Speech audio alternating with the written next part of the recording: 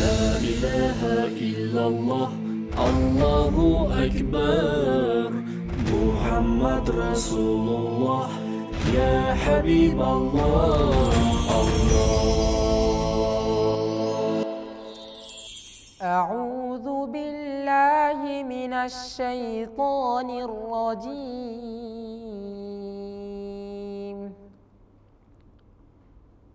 بسم الله الرحمن الرحيم.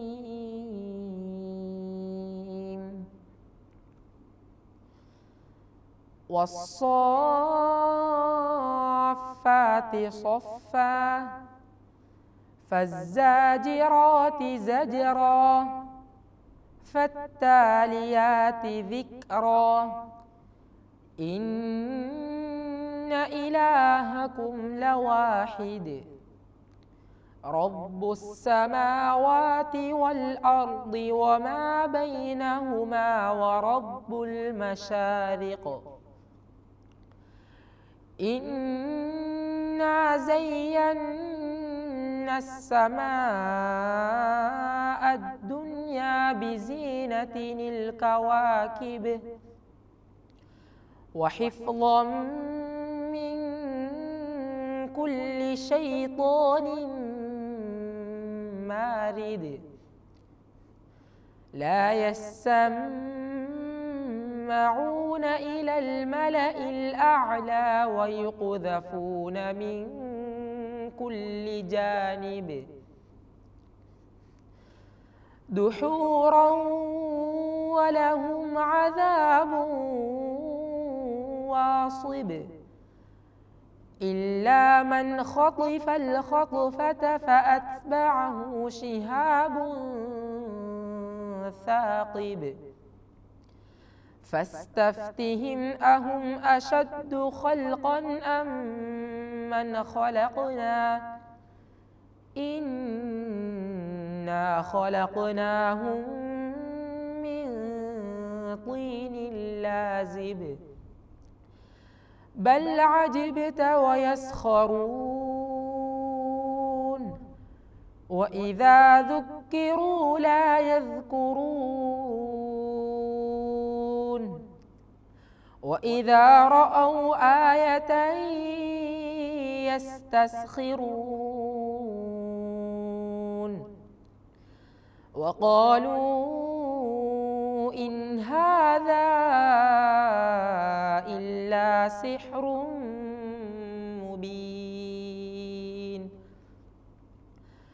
أإذا متنا وكنا ترابا وعظاما أإنا لمبعوثون أو آباؤنا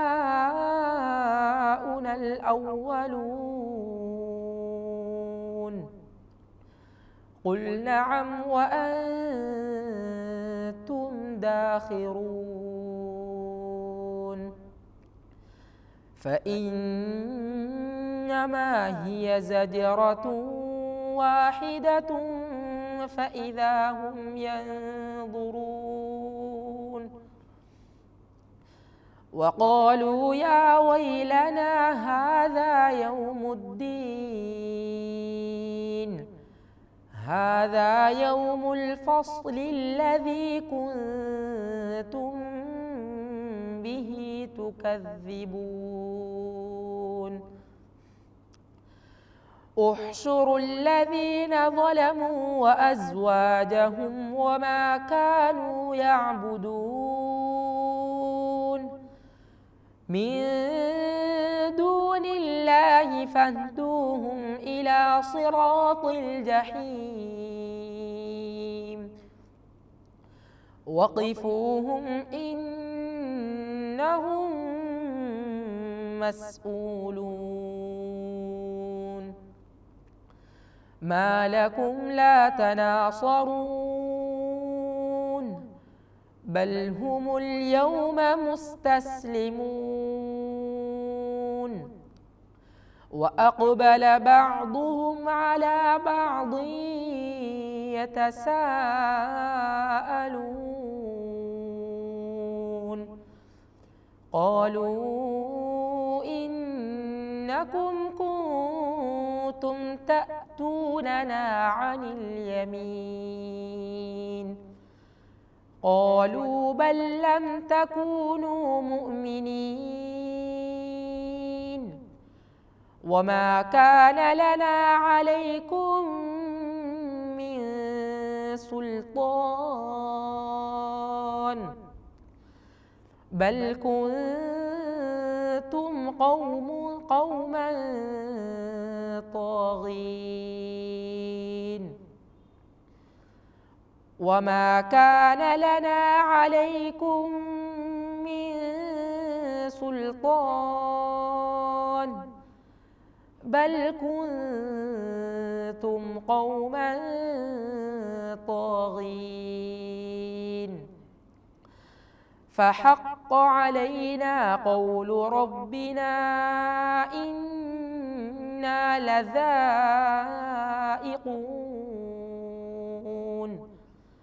فأغويناكم إنا كنا غاوين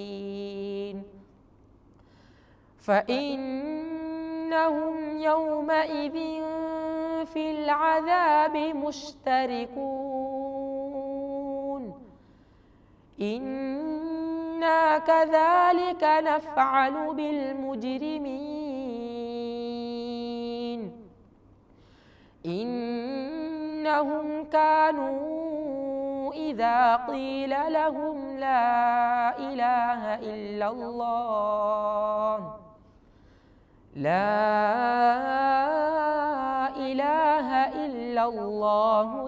يستكبرون ويقولون أئنا لتاركو آلهتنا لشاعر مجنون بل جاء بالحق وصدق المرسلين إنكم لذائق العذاب الأليم وما تجزون إلا ما كنتم تعملون إلا عباد الله المخلصين أولئك لهم رزق معلوم فواكه وهم مكرمون في جنات النعيم على سرر متقابلين يطاف عليهم بكأس من معين بيضاء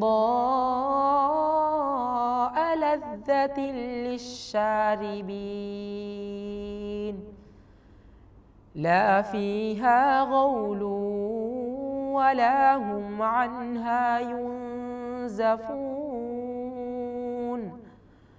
وعندهم قاصرات الطرف عين كأنهن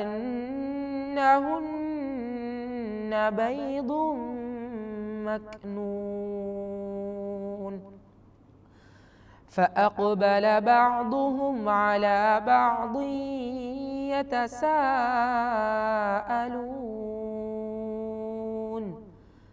قال قائل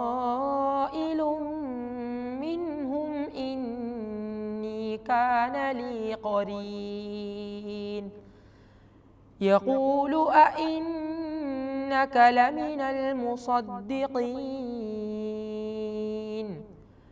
أإذا متنا وكنا ترابا وعظاما أإنا لمدينون قال هل أنتم مطلعون فاطلع فرآه في سواء الجحيم قال تالله إن كدت لتردين صدق الله العظيم. لا إله إلا الله الله أكبر محمد رسول الله يا حبيب الله أعوذ بالله من الشيطان الرجيم. بسم الله الرحمن الرحيم. إذا وقعت الواقعة ليس لوقعتها كاذبة خافضة رافعة إذا رجت الأرض رجا وبست الجبال بسا فكانت هباء منبثا وكنتم أزواجا ثلاثة فأصحاب الميمنة ما أصحاب الميمنة وأصحاب المشأمة ما أصحاب المشأمة والسابقون السابقون أولئك المقربون في جنات النعيم ثلة من الأولين وقليل من الآخرين على سرر موضونة متكئين عليها متقابلين يطوف عليهم ولدان مخلدون بأكواب وأباريق وكأس من معين لا يصدعون عنها ولا ينزفون وفاكهة مما يتخيرون ولحم طير مما يشتهون وحور عين كأمثال اللؤلؤ المكنون جزاء بما كانوا يعملون لا يسمعون فيها لغوا ولا تأثيما إلا قيلا سلاما سلاما وأصحاب اليمين ما أصحاب اليمين في سدر مخضود وطلح منضود وظل ممدود وماء مسكوب وفاكهة كثيرة لا مقطوعة ولا ممنوعة وفرش مرفوعة إنا أنشأناهن إنشاء فجعلناهن أبكارا عربا أترابا لأصحاب اليمين ثلة من الأولين وثلة من الآخرين وأصحاب الشمال ما أصحاب الشمال في سموم وحميم وظل من يحموم لا بارد ولا كريم إنهم كانوا قبل ذلك مترفين وكانوا يصرون على الحنث العظيم وكانوا يقولون أإذا متنا وكنا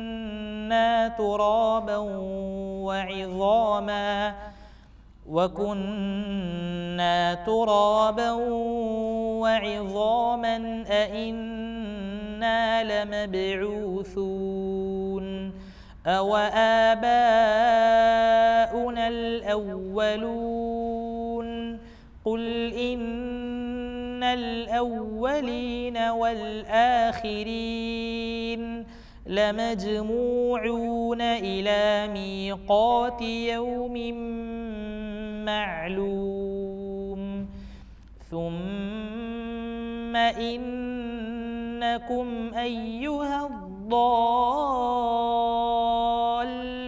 المكذبون لآكلون من شجر من زقوم فمالئون منها البطون فشاربون عليه من الحميم فشاربون شرب الهيم هذا نزلهم يوم الدين نحن خلقناكم فلولا تصدقون أفرأيتم ما تمنون أأنتم تخلقونه أم نحن الخالقون نحن قدرنا بينكم الموت وما نحن بمسبوقين على أن نبدل أمثالكم وننشئكم فيما لا تعلمون ولقد علمتم النشأة الأولى فلولا تذكرون أفرأيتم ما تحرثون أأنتم تزرعونه أم نحن الزارعون لو نشاء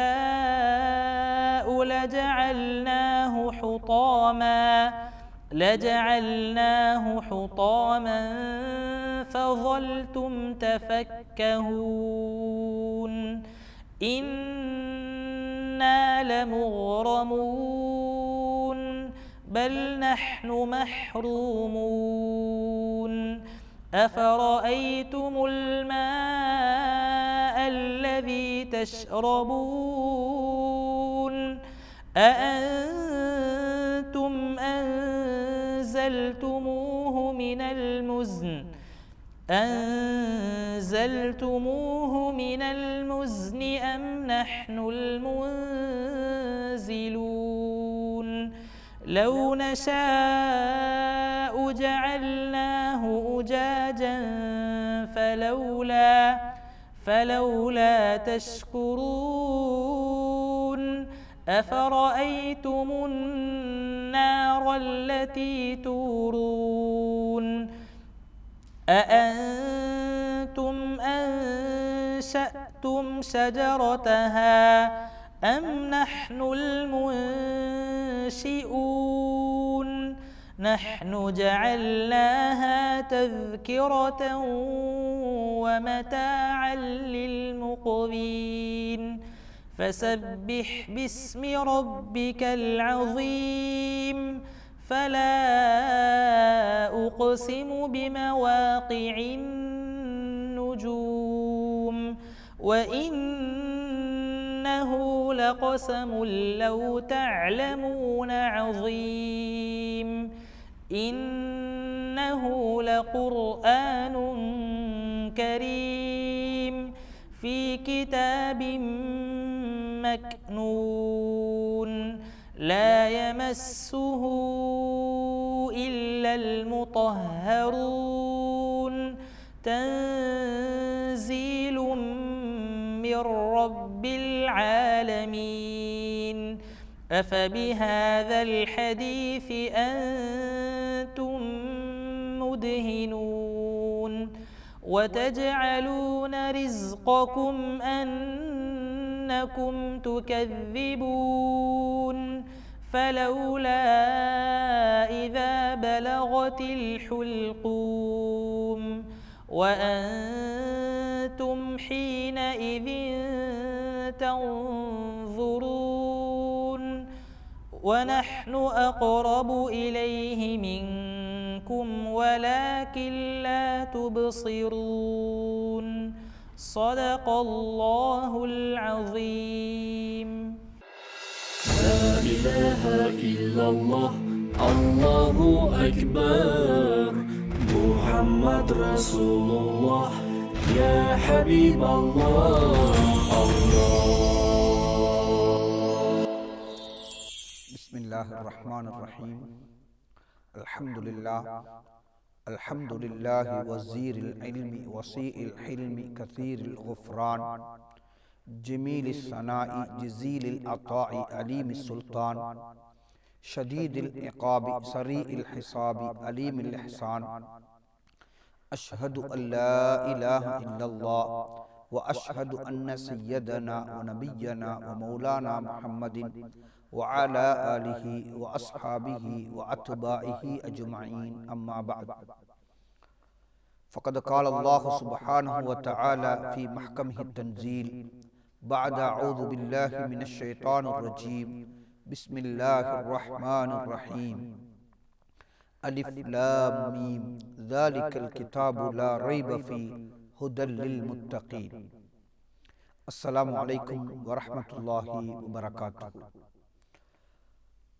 சங்கையான ரமலானுடைய மாதத்திலே நடுநிசியிலே அல்லாஹுடைய மார்க்கம், அல்லாஹுடைய தீன், அல்லாஹுடைய குர்ஆன், அன்பு நபி ஸல்லல்லாஹு அலைஹி வஸல்லம் அவர்களுடைய வாழ்க்கை எமக்கு கற்றுத்தருகின்ற பாடங்களை, படிப்பினைகளை ஏற்று வாழ வேண்டும் என்ற நோக்கத்தோடு இந்த சஹருடைய நேரத்திலே தீனுடைய விடயங்களை கேட்டுக்கொண்டிருக்கிறோம். அல்லாஹு தஆலா கேட்கின்ற விடயங்களின் ஊடாக பலன் பெற்று பயன் பெற்று சுவனத்து சோலையை அடைந்து கொள்ளுகின்ற நல்ல பாக்கியத்தை நம் எல்லோருக்கும் தந்தருவானாக. சஹர் என்கின்ற நேரம் பரக்கத்தான நேரம், அருள் பாலிக்கப்பட்ட நேரம். அல்லாஹு தஆலா அடிவானத்திலிருந்து அடியானை கூவி அழைக்கின்ற நேரம். என்னிடத்தில் கேட்பதற்கு யாரும் இல்லையா? கொடுக்க தயாராக இருக்கிறேன். என்னிடத்திலே உதவி தேடுவதற்கு ஒருவரும் இல்லையா? உதவி செய்வதற்கு தயாராக இருக்கிறேன். என்னிடத்தில் மன்னிப்பு கோருவதற்கு யாரும் இல்லையா?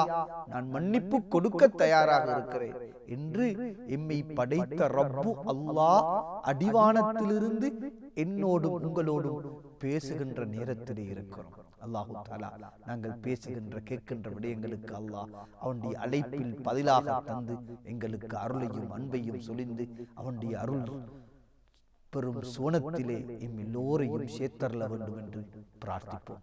இந்த நேரத்திலே நாங்கள் கடமைப்பட்டிருக்கிறோம். எமக்காக வாழ்ந்தவர்கள், எமக்காக அர்ப்பணித்தவர்கள், எங்காக அர்ப்பணித்து விட்டு வாழ்ந்து கொண்டிருக்கிறவர்கள், பெற்றோர்கள், உறவினர்கள், குடும்பங்கள், ஆசான்கள், எமது ஊருக்காக, எமது சமூகத்துக்காக தியாகம் செய்த மூத்தவர்கள் உலமாக்கள் எல்லோருக்குமாக இந்த நேரத்திலே நாங்கள் பிரார்த்திக்க வேண்டும். அல்லாஹ் அவர்கள் எல்லோருடைய நல்ல பணிகளையும் பொருந்தி அதற்கு நிரப்பமான நல்ல கூலிகளை கொடுக்க வேண்டும். உண்மையிலே எங்களுடைய மார்க்கம் இன்ன தீன இந்தல்லாஹில் இஸ்லாம், அல்லாஹ்விடத்திலே ஏற்றுக்கொள்ளப்பட்ட ஒரே ஒரு மார்க்கம் தீனுல் இஸ்லாம். இந்த தீனுல் இஸ்லாம் என்பது வெறும் வார்த்தை அல்ல. ஷஹாதத்து கலிமா லா இலாஹ இல்லல்லாஹ் முஹம்மதுர் ரசூலுல்லாஹ் என்பது எங்களுடைய பார்வையில் ஒரு வார்த்தையாக இருக்கும்.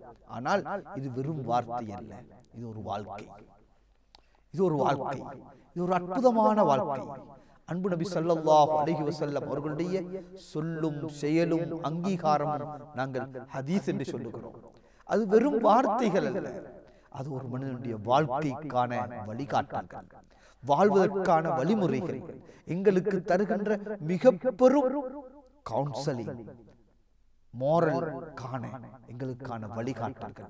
இந்த மண்ணுக்கு மேலே நானும் நீங்களும் எப்படி எவ்வாறு வாழ்ந்தால் என்னை இந்த உலகமும் நேசிக்கும், இறைவனும் நேசிப்பான், மௌத்துக்கு பின்னாலும் நிம்மதியும் சந்தோஷமும் கிடைக்கும் என்பதற்கான ஒரு அழகான வழிகாட்டல் தான் இந்த தீனுல் இஸ்லாம்.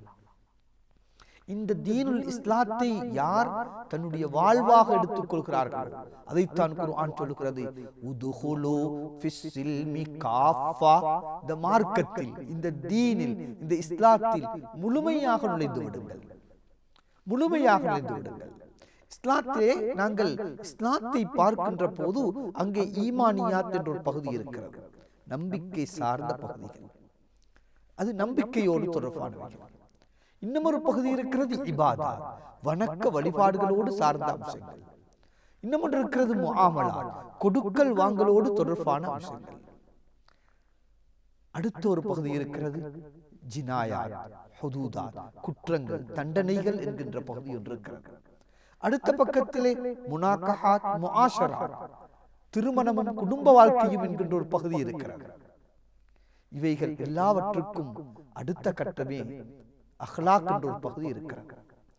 இந்த மொத்தமான இஸ்லாத்துடைய ஈமானியாத், இபாதாத், முஆமலாத், முஆஷராத், ஜினாயாத், ஹுதூதாத், அஹ்லாக் என்கின்ற எல்லா பகுதிகளுக்கும் ஒரு ஒத்த பெயர் கொடுப்போமாக இருந்தால், ஒத்த வார்த்தையில் இதற்கு நாங்கள் ஒரு பெயர் சொல்வதாக இருந்தால், சுருக்கமாக சொல்வதாக இருந்தால் குர்ஆனுக்கும் ஹதீஸுக்கும் நாங்கள் ஒத்த ஒரு வார்த்தை சொல்வதாக இருந்தால் அதுதான் அஹ்லாக் என்று சொல்வோம், ஆதாப் என்று சொல்வோம், வாழ்வதற்கான வழிகாட்டல் என்று சொல்வோம்.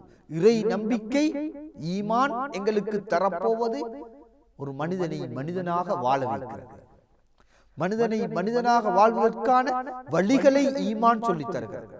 அல்லாஹ்வை பயப்படுகிறோம், அதனால் உண்மை சொல்லுகிறோம். அல்லாஹ்வை பயப்படுகிறோம், அதனால் நேர்மையாக நடக்கிறோம். அல்லாஹ்வை அஞ்சுகிறோம், அதனால் கடன் கொடுக்கல் வாங்கலே நியாயமாக நடக்குகிறோம். மறுமையை நம்புகிறோம், கபரை நம்புகிறோம், சிராத் மீசான் மஹ்ஷரை நம்புகிறோம், அதனால் அடுத்த மனிதர்களுக்கு நேர்மையாக நடக்குகிறோம், விட்டு கொடுத்து நடக்குகிறோம், மன்னித்து நடக்குகிறோம், புரிந்துணர்வோடு நடக்குகிறோம், சத்தியத்தை நேர்மையை நாங்கள் பேணுகிறோம். ஏன்? நம்பிக்கை ஒன்று இருக்கிறது. இபாதத், வணக்க வழிபாடுகளை எடுத்து பாருங்கள். அது தொழுகையாக இருக்கட்டும், நோன்பாக இருக்கட்டும், ஜகாத்தாக இருக்கட்டும், ஹஜ்ஜாக இருக்கட்டும், மனித வாழ்க்கையிலே வாழ்வதற்கு தேவையான எத்தனையோ பாடங்களை சொல்லித் தருகிறது. தொழுகை அல்லாஹ் அக்பர் என்கின்ற அசான் சொல்லப்படுகிறது. அந்த அசானுக்கு கட்டுப்பட வேண்டும் என்ற உணர்வை மனிதனுக்கு சொல்லித் தருகிறது. அழைப்புக்கு பதில் கொடுக்க வேண்டும் என்கின்ற ஒழுக்கத்தை சொல்லித் தருகிறது. ஒரு அழைப்பாளன் அழைத்தால் அந்த அழைப்புக்கு எவ்வாறு பதில் கொடுக்க வேண்டும் என்கின்ற அந்த பதிலை சொல்லித் தருகிறது. அதான் சொல்லப்படுகிறது. அதான் சொல்லப்படுகின்ற போது எங்களுக்கு சொல்லித் தந்திருக்கின்ற பாடம் என்ன? முதலாவது பாடம், அந்த அதானுக்கு செவிமடுங்கள். அதானுக்கு செவிமடுங்கள். ஒருவர் பேசுகின்ற போது அந்த பேச்சுக்கு நாங்கள் காது கொடுக்க வேண்டும் என்கின்ற ஒழுக்கத்தை சொல்லித் தருகிறது. ஒருவர் பேசுகின்ற போது அந்த பேச்சை காது கொடுத்து கேட்க வேண்டும் என்கின்ற ஒழுக்கத்தை சொல்லித் தருகிறது. இந்த சமூகத்திலே இல்லாமல் போன, ஒளிந்து போன, மறைந்து போன ஒன்று, நான் பேச வேண்டும், நான் சொல்ல வேண்டும் என்கின்ற ஒன்று நான் கேட்க வேண்டும், அடுத்தவர் சொல்வதை நான் என் செவிகளால் கேட்டு உள்வாங்க வேண்டும் என்கின்ற தன்மை இல்லாமல் போயிருக்கிறது. இந்த ஒழுக்கம் சமூகத்தை விட்டு வெளியே போயிருக்கிறது. நாங்கள் ஒரு இமாமுக்கு பின்னால் நிற்கிறோம். ஒரு இமாம், ஒரு தலைமைத்துவம் சொல்வதை கேட்கிறோம். அவர் அல்லாஹு அக்பர் என்கிறார், நாங்களும் அல்லாஹு அக்பர் என்கிறோம். அவர் ருக்குவுக்கு போகிறார், நாங்களும் ருக்குவுக்கு போகிறோம். அவர் சுஜூதுக்கு போகிறார், நாங்களும் சுஜூதுக்கு போகிறோம். ஒரு தலைமைத்துவத்துக்கு கட்டுப்படுகின்ற தன்மையை இந்த தொழுகை என்கின்ற அமல் எங்களுக்கு சொல்லித் தருகிறது. சஃப்லே நிற்கிறோம். படித்தவர், படிக்காதவர், ஏழை, பணக்காரன், அரசாட்சி செய்கின்றவர், அரசாட்சிக்கு வாழுகின்றவர், எஜமானன், கூலியால், பணியால் எல்லோரும் ஒரே சஃப்லே நின்று, தோளோடு தோல் நின்று நாங்கள் ஒரு சஃப்லே நின்று தொழுகிறோம். என்ன சொல்லித் தருகிறது? ஒற்றுமையை சொல்லித் தருகிறது. வேறுபாடு களையப்பட வேண்டும் என்பதை சொல்லித் தருகிறது. மனித நேயத்தை சொல்லித் தருகிறது. மனித பண்பை சொல்லித் தருகிறது. மனிதத்துவத்தை சொல்லித் தருகிறது. சிந்தித்து பாருங்கள். எனவே இஸ்லாம் என்பது வெறும் நம்பிக்கையின் ஊடாகவும் மனிதன் எவ்வாறு ஒழுக்கமுள்ள, பண்புள்ள, பண்பாடுள்ள மனிதனாக வாழ வேண்டும் என்பதற்கான வாழ்க்கையைத்தான் சொல்லித் தருகிறது. வாழுகின்ற முறையைத்தான் சொல்லித் தருகிறது. அதற்கு இஸ்லாம் இபாதா, வணக்கம் என்று பெயர் வைத்து நன்மையையும் தருகிறது. இந்த பண்புகளை கொண்டு வரதுக்கு உலகத்தில் எத்தனை திட்டங்கள் தீட்டப்படுகிறது. லீடர்ஷிப் குவாலிட்டின்னு சொல்லி, லீடர்ஷிப் ஸ்கில்ஸ் சொல்லி எத்தனை தலைப்புகளுக்கு கீழால் உலகம் கற்பிக்கிறது. இஸ்லாம் ஈமானின் ஊடாகவும் இந்த ஒழுக்கத்தை, பண்பாட்டை, விழுமியத்தை படித்து தருகிறது.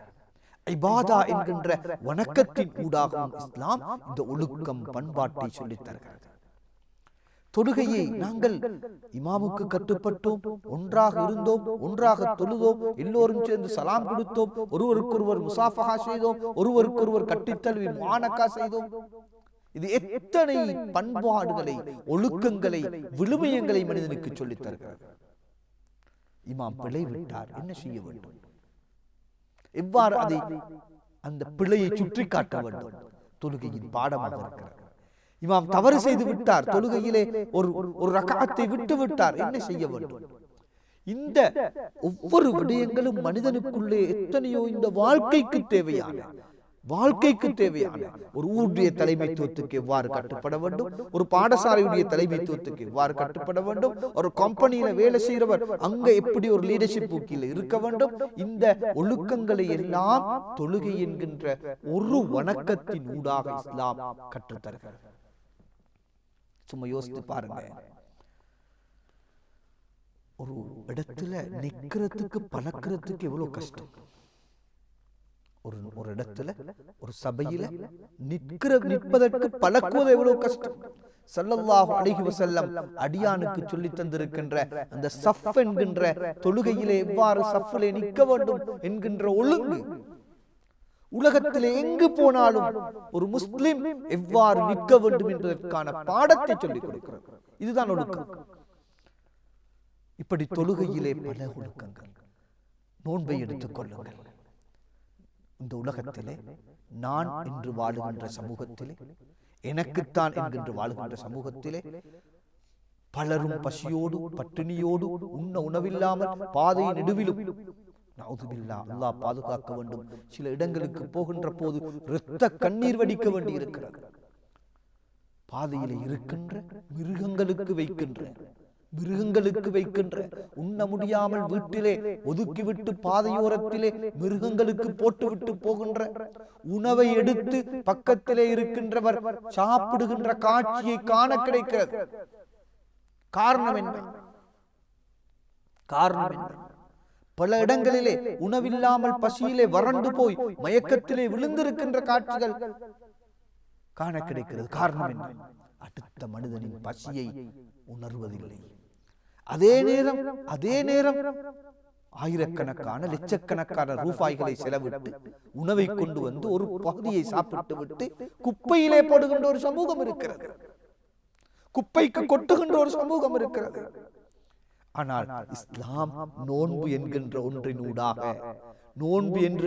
ஒன்றினூடாக எவ்வளவு பெரிய கோடிபதியாக இருந்தாலும், லட்ச பணம் இருந்தாலும், அவர் ஒரு பெரும் உணவகத்தின் சொந்தக்காரராக இருந்தாலும் பல ரகமான உணவுகள் இருந்தாலும் அவர் பசியோடு இருக்கின்ற போது, அல்லாஹ்வுக்காக பசியோடு இருக்கின்ற போது அடுத்தவரின் பசி உணரப்பட வேண்டும் என்பதற்காக இஸ்லாம் கோடிபதிக்கும் சரி ஏழைக்கும் சரி ஒரு மாதத்தை நோன்பாளியாக இருந்து நோன்போடு இருந்து ஒரு மாதம் நோன்போடு இருந்து அடுத்தவர்களின் பசியை உணர வைத்திருக்கிறது, தாகத்தை உணர வைத்திருக்கிறது, கஷ்டத்தை உணர வைத்திருக்கிறது.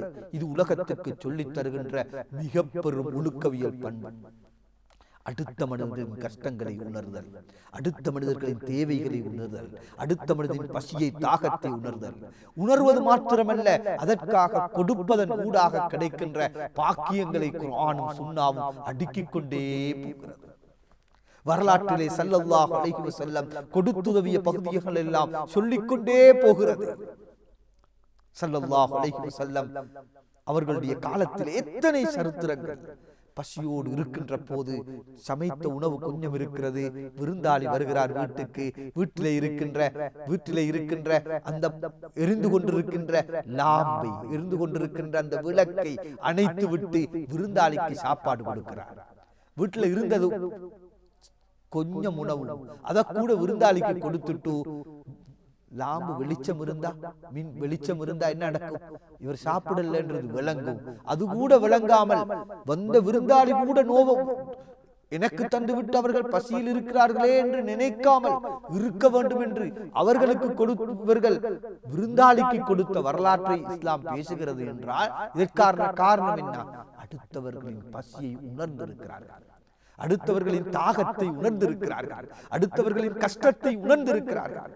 நோன்பு பிடித்திருக்கிறார்கள். நோன்பு திறப்பதற்காக உணவு கஷ்டப்பட்டு ஒரு கவலம், ஒரு பிடி உணவு, ஒரு ரொட்டி, இந்த ஒரு ரொட்டியை வைத்துக் கொண்டிருக்கிறார்கள். நோன்பு திறப்பதற்கு வருகிறார்கள், யாசகம் கேட்டு கொடுத்து விடுகிறார்கள். ஒரு நாள், 2 நாள், 3 நாட்கள் கொடுக்கிறார்கள். யாருக்குமே தெரியாது. அல்லாஹ் குர்ஆனிலே சொல்லுகிறார், வீட்டுக்கு வந்த விருந்தாளிக்கு இப்படி கொடுத்தார் சொல்லி. அன்பானவர்களே, இந்த பசியை உணர்கின்ற, தாகத்தை உணர்கின்ற, அடுத்த மனிதர்களுக்கு கொடுத்துதோ வேண்டும் என்கின்ற அந்த பண்பை ஊட்டியது இந்த நோன்பு. இந்த நோன்பு பசி தாகம் என்பது எனக்கு அவர்களுக்கு இருக்கின்ற பசி தாகம் இது போன்றுதான் என்கின்ற அந்த வலியை, வருத்தத்தை உணர்த்தியது இந்த நோன்பு. இந்த ஒழுக்கத்தை இஸ்லாம் சொல்லித் தருகிறது. அது மாத்திரமல்ல, ஜகாத்தை எடுத்துக் கொள்ளுங்கள். கோடிபதிகள் வீடு கட்டலாம், மாடி வீட்டில் வாழலாம், வாகனங்கள் எடுத்து வாழலாம், சுகபோகத்தோடு வாழலாம். ஆனால் இஸ்லாம் இந்த ஜகாத் என்ற ஒன்றின் ஊடாக அடுத்தவர்களுக்கும் வாழ்க்கை என்று ஒன்று இருக்கிறது, அடுத்தவர்களுக்கும் தேவை என்று ஒன்று இருக்கிறது, அடுத்தவர்களுக்கும் அடிப்படை தேவை ஒன்று இருக்கிறது. கடன் கஷ்டம் என்பதற்காக உனக்கு தீர்வு தற்கொலை அல்ல, பிரச்சினை சிக்கல் என்பதற்காக தீர்வு களவெடுப்பதல்ல, பிரச்சினை கஷ்டம் என்பதற்காக தீர்வு கொள்ளையடிப்பதல்ல. அந்த கொள்ளையடித்தல், களவெடுத்தல், பறித்தெடுத்தல் என்கின்ற ஒழுக்க இனத்தை இல்லாமலாக்குவதற்காக இஸ்லாம் இங்கு ஜகாத்தை கடமையாக்கி இவருக்கு கடன்காரனுக்கு உதவி செய்வதன் ஊடாக, கஷ்டவாளிக்கு உதவி செய்வதன் ஊடாக, சிக்கலோடு இருப்பவனுக்கு உதவி செய்வதன் ஊடாக அந்த ஒழுக்க ஈனத்திலிருந்து காத்து அவனை ஒழுக்க சீலனாக மாற்றுவதற்கு இஸ்லாம் அழகான வழிகாட்டலை தந்திருக்கிறது. ஹஜ்ஜை எடுத்துக் கொள்ளுங்கள். எத்தனை நாடு, எத்தனை மொழி, எங்கிருந்தெல்லாம் வருகிறார்கள். கருப்பர்களும் வருகிறார்கள், வெள்ளையர்களும் வருகிறார்கள், நாட்டின் ஜனாதிபதியும் வருகிறார்கள், நாட்டின் குடிமகனும் வருகிறார்கள், வீட்டோ பவர் நாட்டில் உள்ளவரும் வருகிறார், அடிமைத்துவப்படுத்தப்பட்ட நாட்டில் உள்ளவரும் வருகிறார். எல்லோரும் ஒரு கூரைக்கு கீழே லப்பைக் லப்பைக் அல்லாஹும்ம லப்பைக் லா ஷரீக லக லப்பைக் இன்னல் ஹம்த வன் நிஅமத லக வல் முல்க், இந்த ஒற்றுமையை, இந்த பண்பாட்டை, இந்த விட்டுக்கொடுப்பை, இந்த மன்னிப்பை, இந்த சகோதரத்துவத்தை, இந்த சமத்துவத்தை, இந்த அன்பை, இந்த நேசத்தை இந்த மார்க்கத்தின் ஒவ்வொரு பகுதிகளும் ஊட்டிக் கொண்டிருக்கிறது. இது இபாதத்தின் ஊடாக. எப்படி ஈமானியான் நம்பிக்கை, கபுர், சிராத், மீசான், மஹ்ஷர், விசாரணை என்கின்ற அந்த நம்பிக்கை எவ்வாறு இவனை மன்னிக்கின்றவனாக, விட்டுக் கொடுக்கின்றவனாக, பண்பாடுள்ளவனாக, பக்குவமானவனாக, அடுத்தவனுக்கு உதவுகின்றவனாக மாற்றுகிறது. அதே போல இபாதா என்கின்ற வணக்க வழிபாடுகளும் இவனை ஒழுக்கமுள்ளவனாக, பண்பாடுள்ளவனாக மாற்றுகிறது, அடுத்தவர்களை புரிந்து நடக்கக்கூடியவனாக மாற்றுகிறது. இது இபாதத். மூன்றாவது பகுதியை பாருங்கள், முஆமலாத் என்று சொல்லுவோம், கொடுக்கல் வாங்கல். இன்று உலகத்திலே, இந்த உலகத்தின் அரசியலை எடுத்துக்கொண்டாலும் அரசியல்கள் தீர்மானிக்கப்படுவது பொருளாதாரத்தை மையமாக வைத்து, மூடிய பொருளாதாரம், திறந்த பொருளாதாரம், சமத்துவ பொருளாதாரம், இப்படி உலகமே இந்த பொருளாதாரம், பணம், சொத்து என்கின்ற ஒன்றின் மீது அடங்கி போயிருப்பதை பார்க்கிறோம். இஸ்லாம் இதனை விரிவாக பேசுகிறது, கொடுக்கல் வாங்கலை விரிவாக பேசுகிறது. வியாபாரி என்றால் யார், வியாபாரியுடைய பண்புகள் எவ்வாறு இருக்க வேண்டும், அவர்களுடைய வியாபாரம் எவ்வாறு செய்யப்பட வேண்டும், அதிலே வாங்குகின்றவர் விற்குகின்றவர்களுடைய ஒழுக்கங்கள் என்ன, கொடுக்கின்றவர்கள் எவ்வாறு கொடுக்க வேண்டும், கடன் கொடுப்பதன் ஒழுங்கு என்ன. இஸ்லாத்தை பொறுத்தவரையில் இந்த ஒழுக்கம், பண்பு என்பது வெறுமையாக இபாதத்திலோ ஈமானிலோ மட்டுமல்ல, கொடுக்கல் வாங்கலுக்கு சொல்லப்பட்டிருக்கின்ற ஒவ்வொரு தனித்தனி அம்சங்களும் ஒழுக்கத்தை பிரதிபலிக்கக்கூடியவை. ஒரு பொருளை வித்துட்டாரு, ரிட்டர்ன் கொண்டு வராரு, கொண்டு வந்தா 3 நாளுக்குள்ள இருந்தா அதை ரிட்டர்ன் எடுக்கணும். இது இஸ்லாம் சொல்லி கொடுக்கிற ஒழுக்கம். கடன் கொடுக்குறீங்களா, கடன் வாங்குறீங்களா, எழுதி கொள்றது இஸ்லாமிய ஒழுக்கம், சாட்சி வைக்கிறது இஸ்லாத்துடைய ஒழுக்கம், பண்பாடு. இவைகள் மீறப்படுவதனால் தான் உலகத்திலே எண்ணற்ற ஃபித்னாக்களை நாங்கள் காணுகிறோம், பிரச்சனைகளை காணுகிறோம். எனவே இஸ்லாத்திலே அந்த முஆமலாத்துக்கு சொல்லி தரப்பட்டிருக்கின்ற அம்சங்களும் அந்த முறையில், இஸ்லாம் சொல்லுகின்ற முறையில ஒருவர் வியாபாரம் செய்தார், சும்மா யோசிங்க, தொழுதா சொர்க்கம் கிடைக்கும்ன்றது ஓகே, குர்ஆன் ஓதினா சொர்க்கம் கிடைக்கும்ன்றது ஓகே, திக்ர் செய்தா இஸ்திக்ஃபார் செய்தா சொர்க்கம் கிடைக்கும்ன்றது ஓகே, பஜார்ல போயிட்டு வியாபாரம் செஞ்சா சொர்க்கம், பஜார்ல வியாபாரம் செய்தா சொர்க்கம். நேர்மையான வியாபாரியும் நானும் இவ்வாறு இருப்போம் என்று ஸல்லல்லாஹு அலைஹி வஸல்லம் தன்னுடைய 2 விரல்களையும் ஒன்றோடொன்று இணைத்து காட்டினார்கள். வியாபாரியும் நானும் ஸல்லல்லாஹு அலைஹி வஸல்லம் சொல்லுகிறார்கள், நேர்மையான வியாபாரிக்கு, நேர்மை என்பது ஒழுக்கம் என்று உலகம் பேசுகிறது, இஸ்லாம் அந்த நேர்மைக்கு சொர்க்கத்தை கொடுக்கிறது, அது வியாபாரத்திலும் கொடுக்கிறது. எனவே இஸ்லாத்தை பொறுத்தவரையில் இந்த ஒழுக்கம் என்பது மார்க்கத்தில் ஒன்றோடு பின்னி பிணைந்திருக்கிறது. ஒழுக்கத்தை விட்டுவிட்டு ஒரு முஸ்லிமாக இருக்க முடியாது. ஒழுக்கத்தை, பண்புகளை, அஹ்லாக்குகளை விட்டுவிட்டு ஒருவன் தொழுகிறார், இரவெல்லாம் தொழுகிறார், பகலெல்லாம் நோன்பு வைக்கிறார், ஆனால் மண்டிக்கின்ற பண்பு இல்லை, இரக்கமான குணம் இல்லை, மூத்தவர்களை மதிக்கின்ற குணம் இல்லை, சிறியவர்களுக்கு அன்பு காட்டுகின்ற குணம் இல்லை, தன் பெற்ற தாயை தந்தையை பராமரிக்கின்ற தன்மை இல்லை, அவர்களோடு அன்பாக கதைக்கின்ற தன்மை இல்லை, தன் பிள்ளைகளுக்கு மார்க்கத்தை கொடுக்குகின்ற தன்மை இல்லை. ஆனால் இவர் பெரும் அமலாளி, பெரும் தொழுகையாளி, பெரும் நோம்பாளி. அல்லாஹு தஆலா பார்ப்பதெல்லாம் இதை அல்ல. அதனால் தான் ஸல்லல்லாஹு அலைஹி வஸல்லம் சொன்னார்கள், மீசானுடைய தராசியிலே பாரமான ஒன்று இருக்கும் என்றால் அது நல்ல ஒழுக்கம் என்று சொன்னார்கள் ஸல்லல்லாஹு அலைஹி வஸல்லம், நல்ல குணம் என்று சொன்னார்கள். அஸ்கலு ஃபில் மீசான், மீசானுடைய தராசியிலே பாரமானது நோன்பை, ஜகாத்தை, ஹஜ்ஜை சொல்லவில்லை, நல்ல குணத்தை சொன்னார்கள். இந்த நோன்பும், இந்த தொழுகையும், இந்த ஜகாத்தும், இந்த ஹஜ்ஜும் மனிதனுக்கு இந்த நல்ல குணத்தை படித்துக் கொடுக்க வேண்டும். நல்ல குணத்தை அவனிடம் உருவாக்கிக் கொள்வதற்குரிய அம்சமாக மாற வேண்டும். நல்ல பண்பாடுகளை அவனிடம் வரவழைத்துக் கொள்கின்ற ஒன்றாக மாற வேண்டும். இவர் தொழுகிறார், ஓதுகிறார், நோன்பு பிடிக்கிறார், ஜகாத்து கொடுக்கிறார், ஆனால் தண்ட கடையில தன்னோடு கஷ்டப்படுகின்ற கூலியாளுக்கு ஒழுங்காக கூலி கொடுக்கிறார் இல்லை. அவர் தண்ட வீட்டில் இருக்கக்கூடிய வேலையாட்களோட அழகாக பேசுறார் இல்லை, கண்ணியமாக நடந்து கொள்றார் இல்லை. அவர் கடிந்து கொள்கிறார், உரத்து பேசுகிறார், அவருடைய வார்த்தைகள் காரமாக இருக்கிறது, அவர்கள் குடும்ப உறவை சேர்க்கிறார் இல்லை. இவர் நல்ல அமலாளி, நல்ல சுஜூத் செய்யக்கூடிய மனிதர், ஆனாலும் தன் பெற்ற தாய பாதையில விட்டிருக்கிறார், தன் குடும்ப உறவுகளை தாத்தா, தங்கச்சி, நானா, தம்பியோட கோவித்துக் கொண்டிருக்கிறார், சொத்து சுகத்துக்காக பிரச்சனை பட்டுக் கொண்டிருக்கிறார் என்றால் சும்மா யோசித்து பாருங்க. இந்த ஒழுக்கம் இஸ்லாம் சொல்லி தந்தது. நபி ஸல்லல்லாஹு அலைஹி வஸல்லம் அவர்களை பற்றி அனஸ் இப்னு மாலிக் ரலியல்லாஹு தஆலா சொல்லுகின்ற போது, நான் 10 வருஷம் நபி ஸல்லல்லாஹு அலைஹி வஸல்லம் அவர்களுடைய பணியாளாக இருந்தேன், 10 வருஷம் பணியாளாக இருந்தேன். ஆனா நபி ஸல்லல்லாஹு அலைஹி வஸல்லம் அவர்கள் ஒருபோதும் என்னிடத்துல இதை ஏன் செய்தாய், எதுக்கு செஞ்சாய் கடிந்து கொண்டதே கிடையாது. எப்படி நபி ஸல்லல்லாஹு அலைஹி வஸல்லம் அவர்களுடைய தொழுகை இருந்ததோ, எப்படி நபி ஸல்லல்லாஹு அலைஹி வஸல்லம் அவர்களுடைய நோன்பு இருந்ததோ, எப்படி நபி ஸல்லல்லாஹு அலைஹி வஸல்லம் அவர்களுடைய இரவு வணக்கம் இருந்ததோ, இதே போல நபி ஸல்லல்லாஹு அலைஹி வஸல்லம் அவர்களுடைய குணமும் இருந்தது, ஒழுக்கமும் இருந்தது, பண்பாடும் இருந்தது, கனிவும் இருந்தது, மன்னிப்பும் இருந்தது. எனவே இஸ்லாம் எதிர்பார்க்குகின்ற இந்த தன்மைகள் என்ன தன்மை? உண்மை பேசுவோம். ஸல்லல்லாஹு அலைஹி வஸல்லம் பேர் என்ன? அஸ்ஸாதிக்னு சொல்றோம். எப்படி வணக்க வழிபாடுகளில் ஸல்லல்லாஹு அலைஹி வஸல்லம் உறுதியோ, வார்த்தையிலும் உறுதி. அந்த வார்த்தையில் பொய் வராது, புறம் வராது, கோல் வராது, ஏமாற்று வராது, மோசடி வராது. ஸல்லல்லாஹு அலைஹி வஸல்லம் வார்த்தையின் ஊடாக நொந்து கொண்டவர்கள் கிடையாது, இழிந்து போனவர்கள் கிடையாது, அடுத்தவர்களுடைய மானத்தோடு கரம் வைத்தவர்கள் கிடையாது. இஸ்லாத்தை பொறுத்தவரையில் இது எல்லாம் சேர்ந்ததுதான் இஸ்லாம்.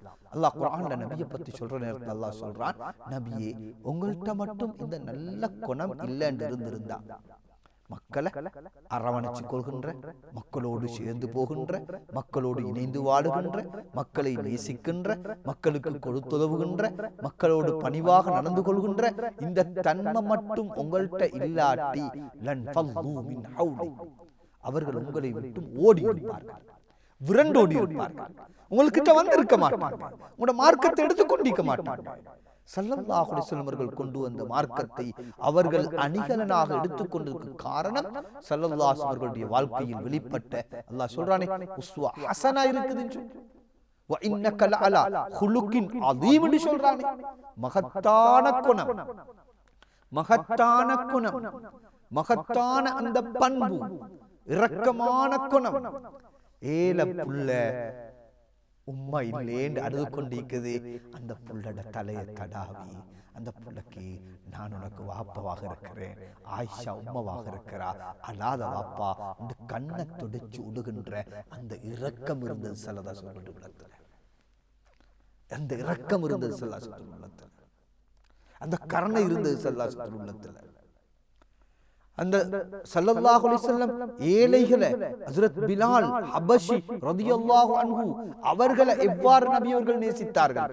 பிலால் ரலியல்லாஹு அன்ஹு சொல்வாங்க, என்னோட மாதிரி நபி அவங்க வேற ஒருத்தரோடுமே இரக்கம் இல்லை. அந்த அர்த்தம் என்ன? எல்லாரும் அப்படித்தான் சொல்வாங்க.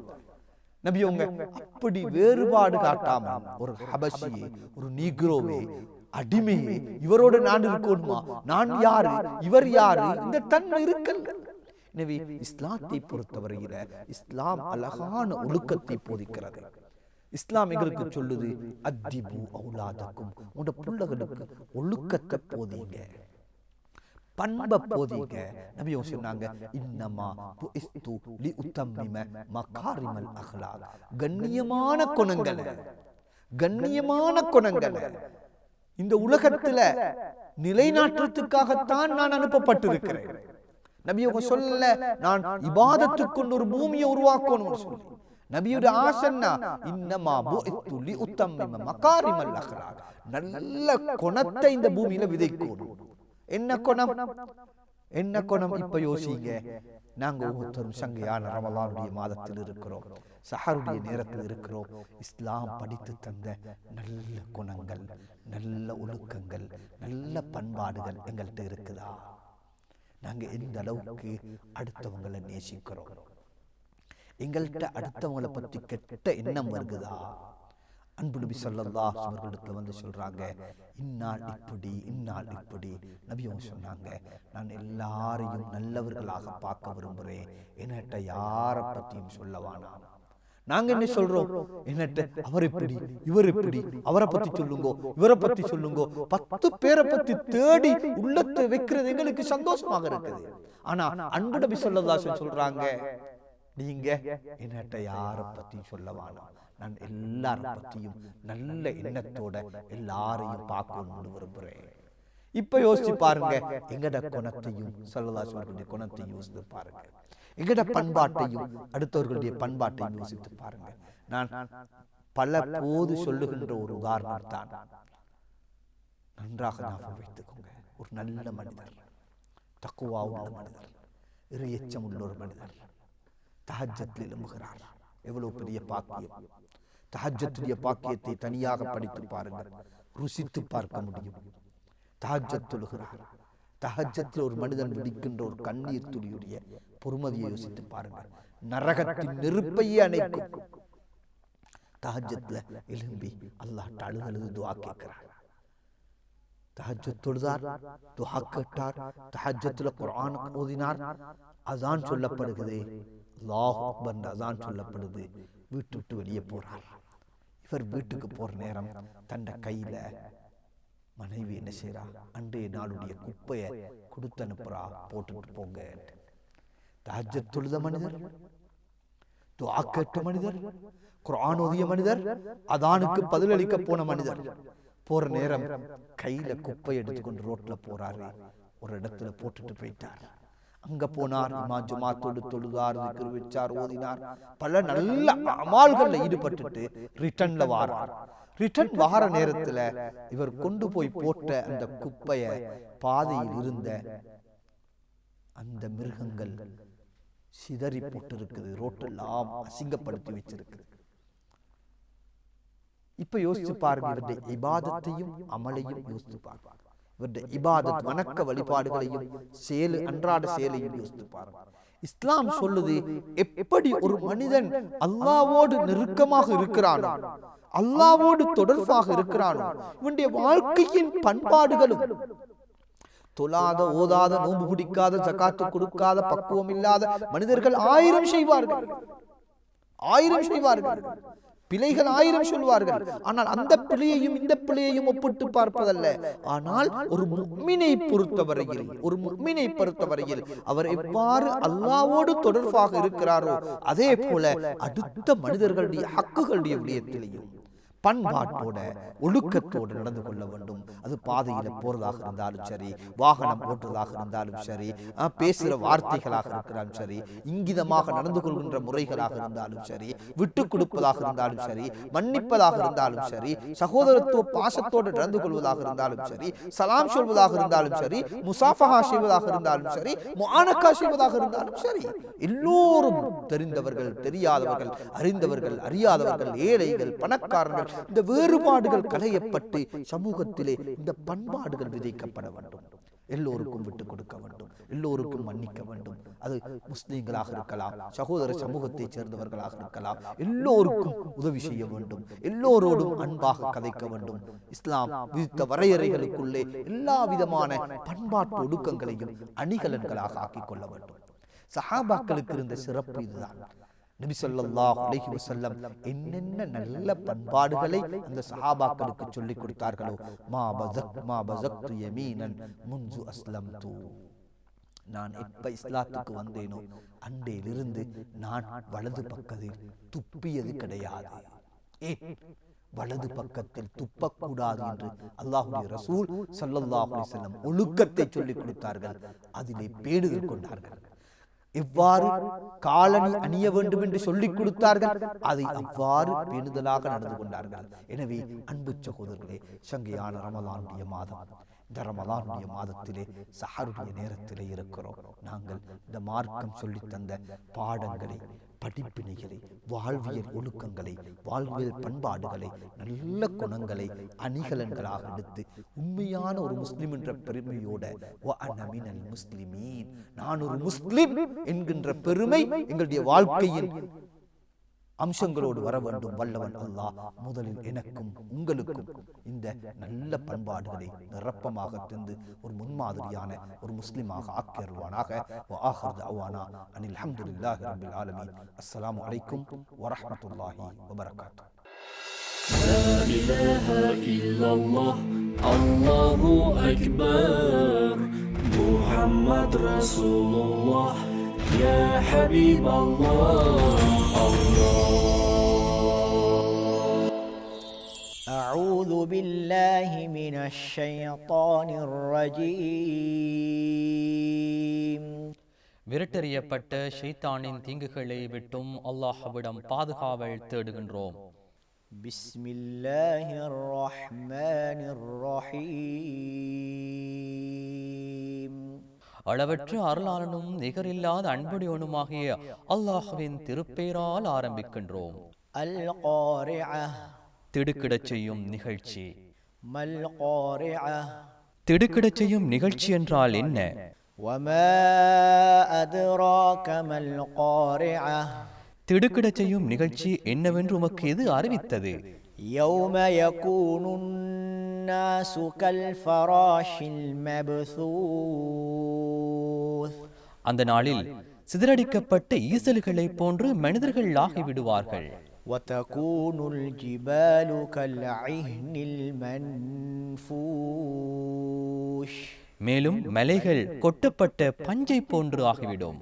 فأما من ثقلت موازينه எனவே அந்த நாளில் எவருடைய நன்மை நிறை கனத்ததோ فهو في عيشة راضية அவர் திருப்தி பொருந்திய வாழ்விலே இருப்பார். وأما من خفت موازينه ஆனால் எவருடைய நன்மை நிறை இலேசாக இருக்கின்றதோ فأمه هاوية அவர் தங்குமிடம் ஹாவியாதான். وما أدراك ما هي இன்னும் ஹாவியா என்ன என்று உமக்கு எது அறிவித்தது? نار حامية அது சுட்டெரிக்கும் நரகத்தின் தீக்கிடங்காகும். صدق الله العظيم.